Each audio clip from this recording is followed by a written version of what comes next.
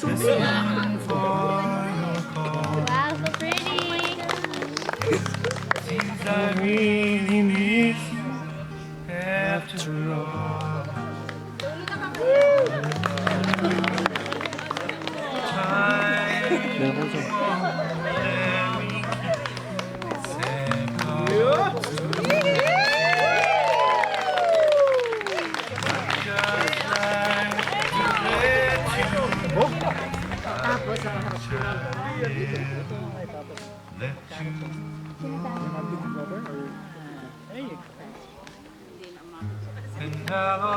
Sorry, first trial.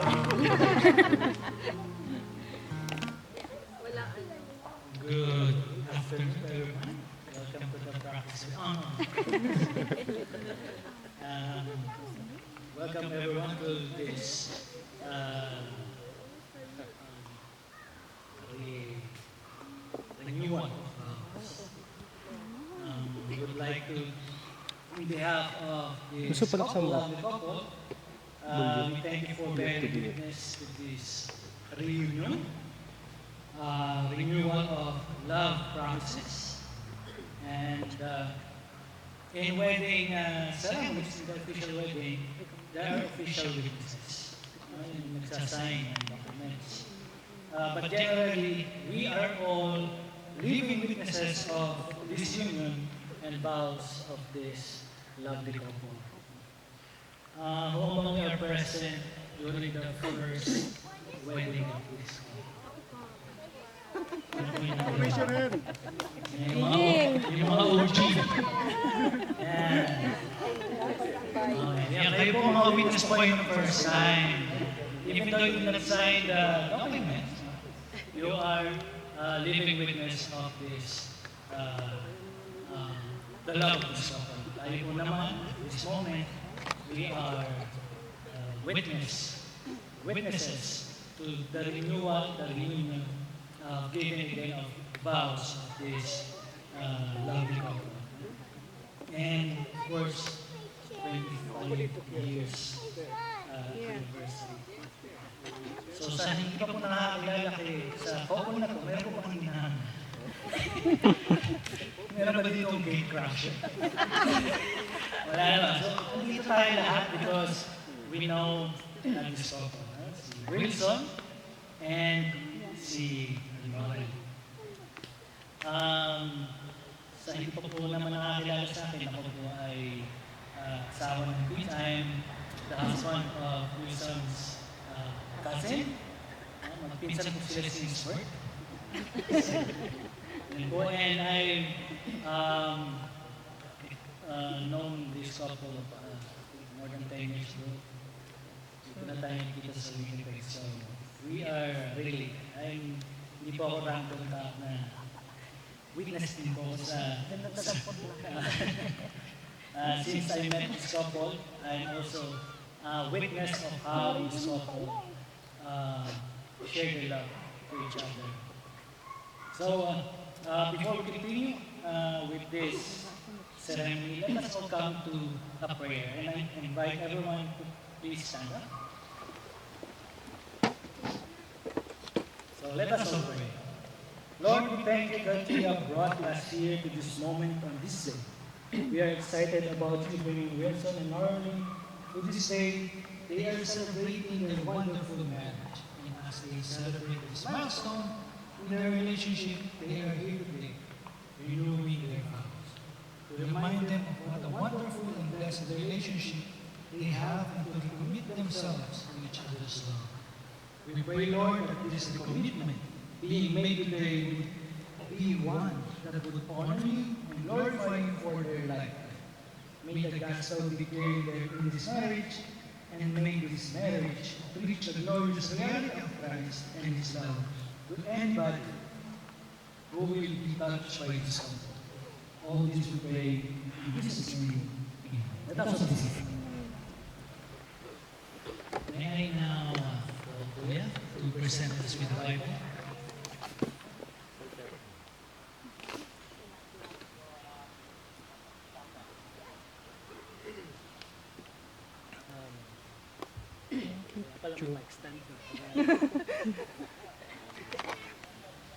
May pipicture ka? Picture. Kasi naka-video ako. Wilson and Naka-video Marley, ako. I present you with the Bible.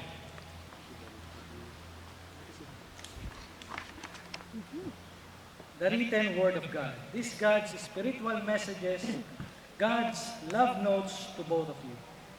Colossians 3:10 says, "Let the word of Christ dwell in you richly." Today, I challenge both of you to read it, trust it, and obey everything written in it. Treasure God's word in your hearts that you will not sin against the Lord. Let God's word be the foundation of your marriage. What we put in our hearts and minds comes out. So, that's why it's very important that in the center of our relationship is the Word of God and Jesus Christ Himself. So, okay, thank you. And give it back to Kuya.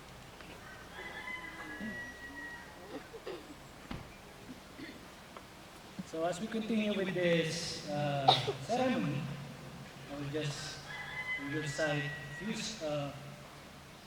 scriptures from the Bible. It is written in 1 Corinthians chapter 13, verse 4 to 13. This is well known as the love chapter of the Bible. It says in verse 4, it says, "Love is patient, love is kind, it does not envy, it does not boast. Love is not proud, it does not dishonor others. It is not self-seeking, it is not easily angered, it keeps no record of wrongs. Love does not delight in evil, but rejoices with the truth. It always protects, always trusts, always hopes. Love always perseveres. Love never fails. But where there are prophecies, they will cease. Where there are tongues, they will be stilled. Where there is knowledge, it will pass away. For we know in part, and we prophesy in part. But when completeness comes, what is in part disappears. When I was a child, I talked like a child. I thought like a child. I reasoned like a child. When I became a man, I put the ways of childhood behind me. For now we see only a reflection as in a mirror. Then we shall see face to face. Now I know in part. Then I shall know fully, even as I am fully known. And now this three remains: faith, hope, and love. But the greatest of these is love." Our scripture speaks about love. One thing that should always be the reason of your bond, of your relationship. Always in the middle, just as you put God in the center of your relationship. Alam naman natin how important is love sa relationship. And we've seen in your relationship, you would not last 25 years if there's no love. And we are aware, even though we are not, hindi tayo yung very active in knowing God, even though we are not that, hindi tayo masyadong, hindi tayo yung scholars of the Bible. But we know the basic of love. Kasi naipas yan sa atin to our parents. See, their love for each other, yung parents natin, yung mga nakakatanda natin sa atin, they have practiced the love that it is being preached sa Scripture. So, as the Scriptures we've read is about love, one thing that na laging ito yung pinapakita sa atin, sinasabi sa atin ng Bible, na gamitin natin kind of love. Sa Bible kasi maraming sinasabi about love. Sa English, there's only the word love, but in Greek, marami, hindi ko sa wala dito section. But when it comes to unconditional love, it's agape. Unconditional love, it is the love of, like the love of Jesus Christ. So there are always a question, how will you put Christ in the center of our relationship? Focus on our goal. Ano yung goal natin? Ano, what is your goal as a couple? Before? Diba your goal is to have a strong relationship. And you are doing things to make your relationship strong. Yung first year nyo and then the 20 hanggang ngayon, it's a huge difference. You've done your part because that is your goal. And same as putting Christ in the center of relationship. That is our goal. And kapag yun lagi nasa isip natin, if it's always in our mind, to make Christ in the center of a relationship, we will do things to make it happen. Nandun tayo, nakafocus tayo dun sa goal na yun. And like the goal of Norley, to be a good wife, you're doing things. Kasi yun ang isa sa goal, to be a good wife, to be a better mom. Ginagawa natin ang paraan. As well as Wilson. Because your goal is to be a good husband, to be a better father, you're doing things para yung mga alam mo, nag-aaral ka pa, you are still honing your abilities, your skills, your knowledge, para maging mas mabuti ka pa, father. Because that's your goal. Kapag focus tayo sa goal natin, we do things para ma-meet natin yung goal at ma-improve natin ang mga sarili natin and our relationship. So putting God in the center of our relationship is similar, it's the same. One goal, or that is one of our goals as couples, God in the center. We know some basic commands of God, we follow and apply. We continue to follow to reach more of that goal. So we put some effort and persevere. We seek and learn more about God. So remember what our scripture says about love. This is how unconditional love is. And as we, yung unconditional love, alam naman natin yan kung paano. The Bible says it's denying yourself. What do you, ano ibig sabihin mo? Hindi natin iniisip yung sarili natin. Pinakompromise natin yung sarili natin. Our wants. Because we want a relationship to be much stronger, we think of your wife or your family and kung ano yung mas nakakabuti sa relationship. This is the kind of love that Christ has for us. He loved us unconditionally, regardless of our past or present. If we are so bad or we are so evil in the eyes of men, it doesn't matter. If we surrender and come to Jesus, He will come. He will welcome us with arms wide open. So that's unconditional love. And yun yung sinasabi sa atin, ang scripture na i-apply natin sa relationship. And we know, and alam naman natin na yan yung parang naging natural sa mga magagandang relationship na meron tayo. And of course, within the 25 years, we practice that unconditional love. This kind of love is the very reason for strong and healthy relationship. As a reminder to you both, this renewal will be more effective with Jesus in the center of it. Why? Because renewal happens when we cover imperfection with perfections. Lagi natin sinasabi, there's no perfect person. Hindi tayo perfecto. Wala rin perfecto na relationship. Napaisip ko nga before this occasion, nag-away ba kayo ng matindi last year at pag-isipan nyo? Wala pa. That is just a joke lang. Kasi na yung mga reason na so there are some reasons why you renew your vows. And some reasons are parang you want to hone or improve relationship. And yun nga, and sa relationship natin, to make it, to improve our relationship, we have to, let us look into it right now, ano yung imperfections, ano yung gusto natin improve, and with the help of God, with the help of Jesus Christ, may improve natin. Hindi natin ma-perfect, but it will help your relationship to be much stronger. So we have to, dapat natin malaman yung asa na ba tayo sa relationship.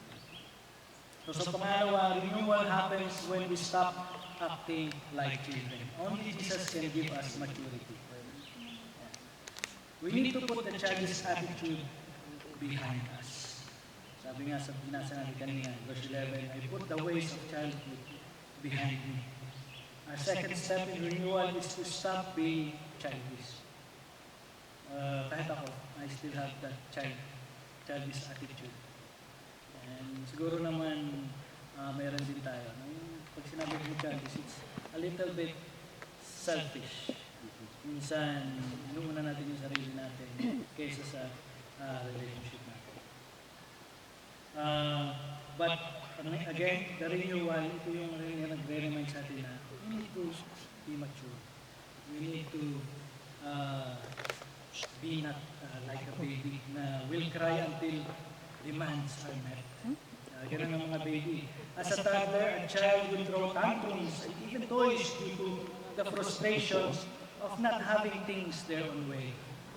As the child grows older, they speak hurtful words or vengeful thoughts and reason themselves into believing that they are always right. Too often we carry this attitude into our marriage.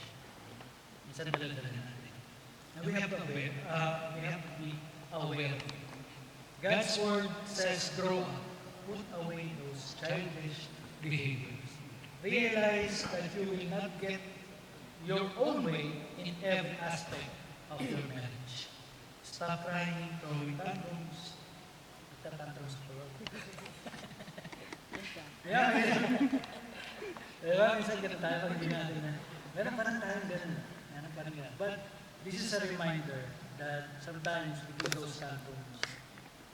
But a reminder na sa atin, it's a reminder of the scriptures that hindi nakakatulong sa relationship natin. Yung pagtutrong ng tantrums. And so realize that we are not always right. You are not always right. And learn how to discuss matters. Reason with each other calmly and be willing to compromise. And then third, we need to see ourselves in the mirror. In verse 12 it says there, now we see things imperfectly, like puzzling reflections in a mirror, but when we will see everything with perfect clarity, all that I know now is partial and complete.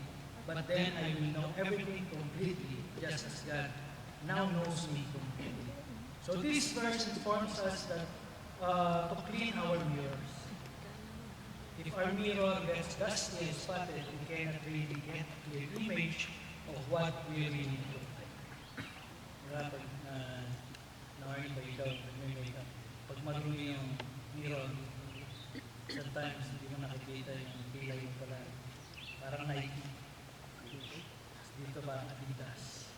So, diba meron pag, if the mirror is dirty, there are some spots that you won't see.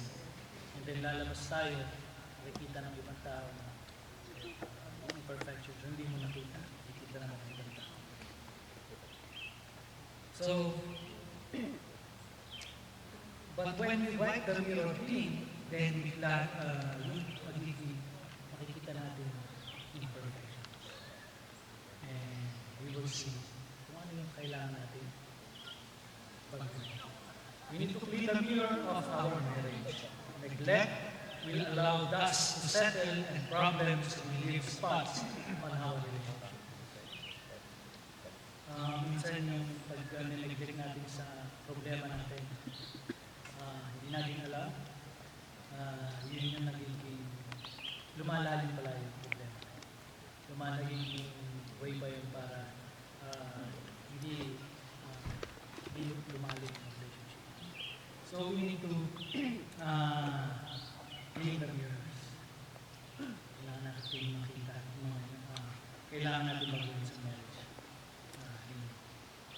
Remember the person you fell in love with, they are still that person. Remember why you fell in love, that is still there. Now, look at yourself honestly.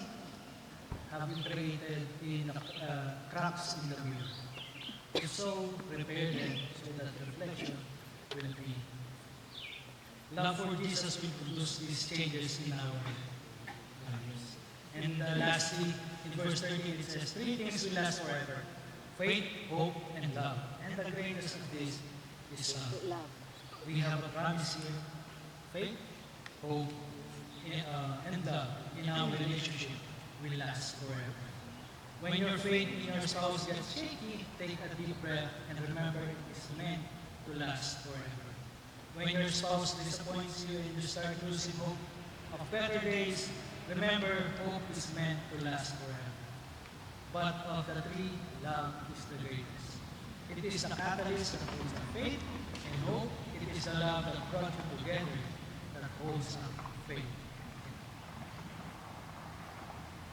Wilson, right or in front of you is the bone of your bones, the flesh of your flesh. Love her as Christ loves the church. Ask for God's help that you may fulfill the vow you will make for her today. Morally, in front of you is the one God has prepared for you.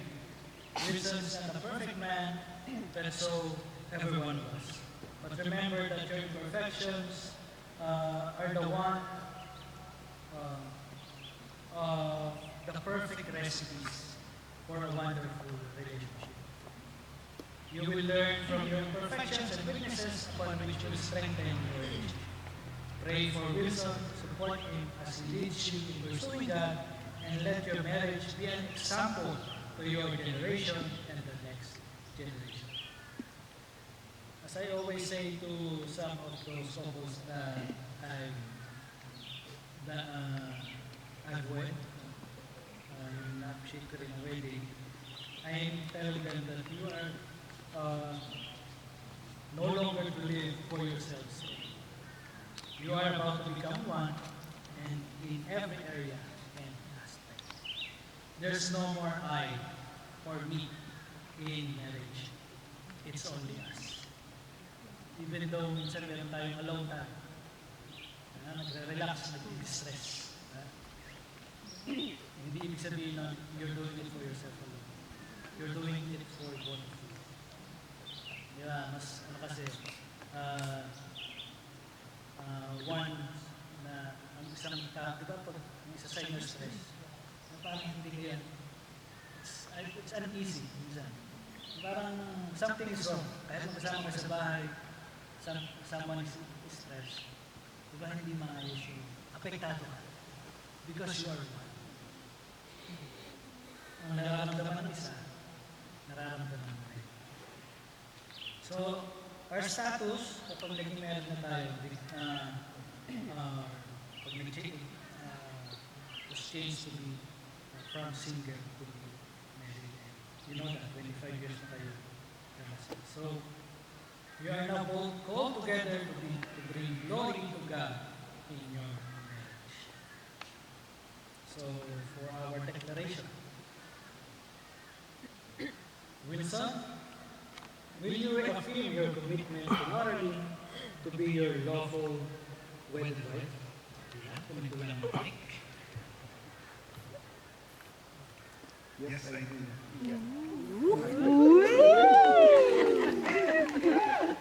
Pledging yourself to her to be faithful, loving, and honorable, to cherish her according to God's will in the holy bond of marriage.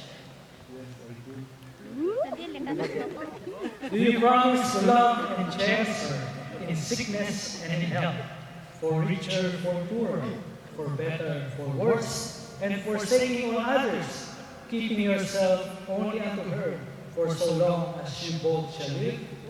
Yes, I do. Again, Lauren, will you reaffirm your commitment to Wilson to be your lawful wedded husband? Yes, I do. maraming fans. Pledging yourself to her to be to him to be faithful, loving, and honorable, to cherish him according to God's will in holy bond of marriage. Yes, I do. Will you promise to love and cherish him in sickness and in health, for richer or poorer, for better or worse, and forsaking all others? Keep yourself only unto him, for so long as you both shall live. I do. Thank you, Miss Darling. Now it's time to exchange your personal vows. Dati sabi. Am I the first? Oo, dati. Okay, ako pala yung first, hindi ako ready. Dati manulat ka na lang ng akin. Where's my pick? And where's... Ay, wala. Dati, oh. Let's see. Oh, perfect. Pareho kami ng ano niyan eh. Sharing is Oo. Sharing is Okay. First of all, I thank God for giving you to me. You know, 25 years ago, pinagsalan kita. Nangako na ikaw lang ang mamahali. Kaya gusto ko ulit kumpirma sa iyo, kakasilak kita paulit-ulit, napatunayan lamang na ikaw lamang ang nag-iisang ilaw ng aking tahan. Salamat sa pagsilang mo. Wala. Salamat sa pagsilang mo sa gwapo at magandang anak natin na talaga namang mababait at maasahan. Lucky both. This last 25 years, living with you is nothing short of your name, which is Noralie. And it stands for no one else like you. Hair. Haba. Organize me, my life, our children's life. And R stands for rational.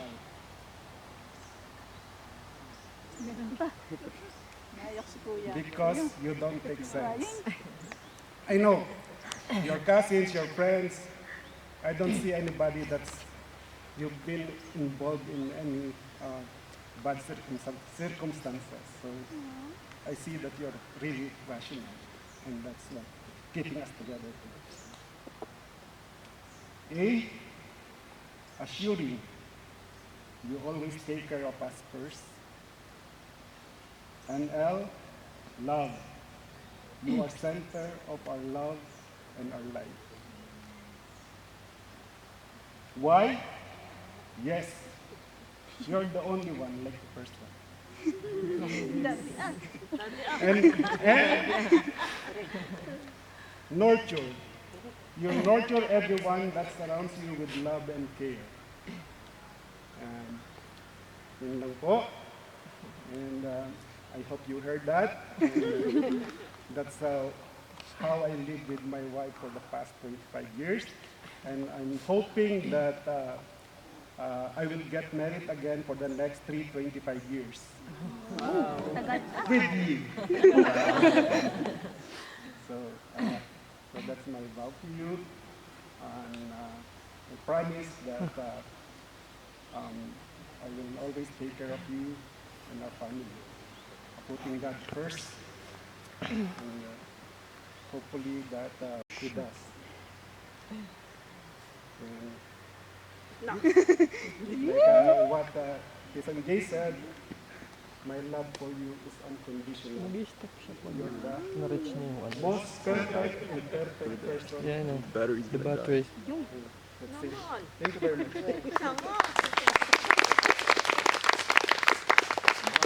Good job, Dad. You thought I don't have one, right?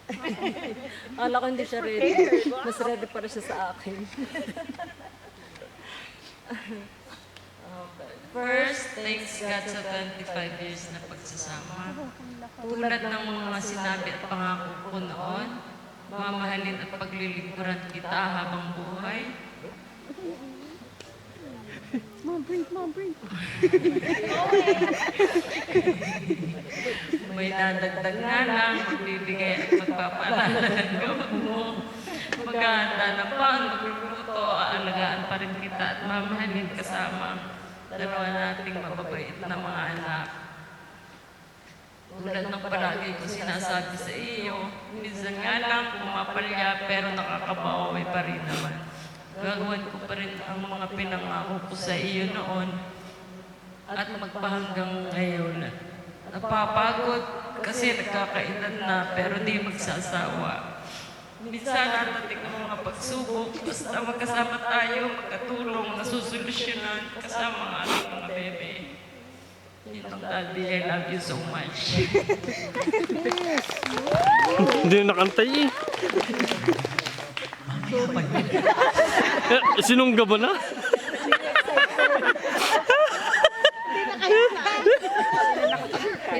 Maraming salamat, Wilson and Marlene. And I also want to thank you for being such a good example of how couple to be in this sa ating community. You've been sa nakikita ng mga tao sa paligid niyo. You have that wonderful relationship. Sabi niyo nga, it's imperfect, maraming circumstances, but that's sabi ng ating scripture kanina, it's part of our lives. Without those circumstances, without those experiences na hindi siya maganda, hindi tayo magiging strong. That's, yun ang weights natin sa buhay. That what makes us stronger. And of course, that's what makes your relationship strong. May ako, for the rings. Malulubat na.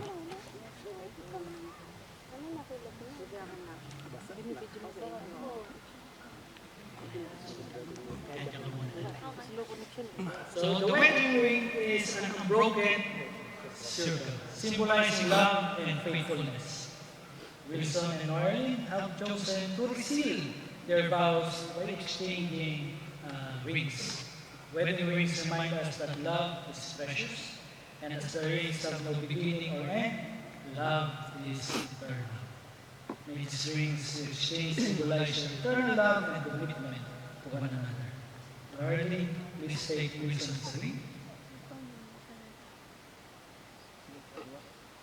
And place it on his left hand ring finger.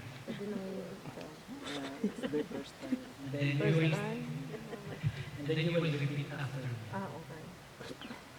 With this ring, With this ring, I give you my promise I give you my promise to honor you, to honor you, to be faithful to you, to be faithful to you, and to share my love with you and to share my love with you all the days of my life. all the days of my life. Wilson, take Arlene's ring and place it on her left hand ring finger. Ay, basa. And then you also repeat after me. With this ring, With this ring, I give you my promise I give you my promise to honor you, to honor you, to be faithful to you, to be faithful to you, and to share my love with you to share my love with you all the days of my life. all the days of my life. Thank you, Marlene and Wilson.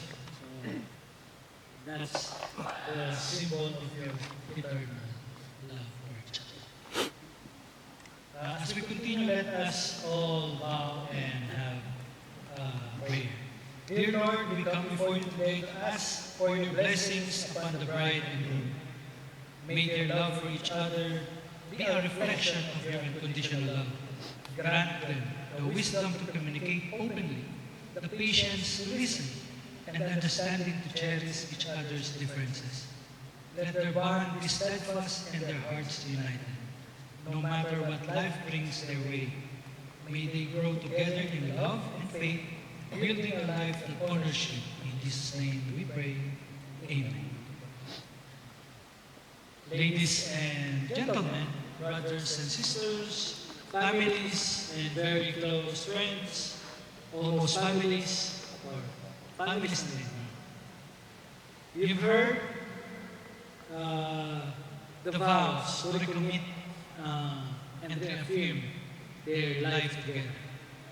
We've witnessed both of their sincerity, commitment, and love to each other. And with all of this, it is my honor and pleasure to declare you as a couple based on the honesty and sincerity of what you have said and done here today. Acting in the authority given to me by both of you, and to officiate your renewal of vows, and by the virtue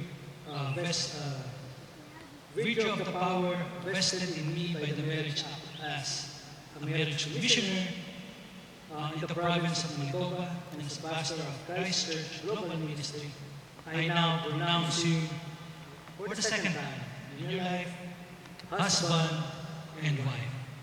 If you wish, you may now let us all stand.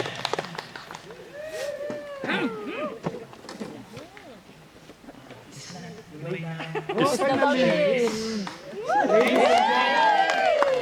And I present you for the second time, Mr. and Mrs. Wilson Maaga.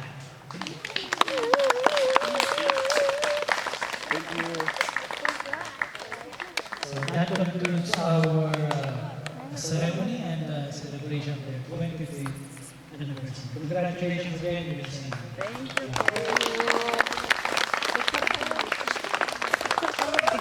Okay, guys. No, wala.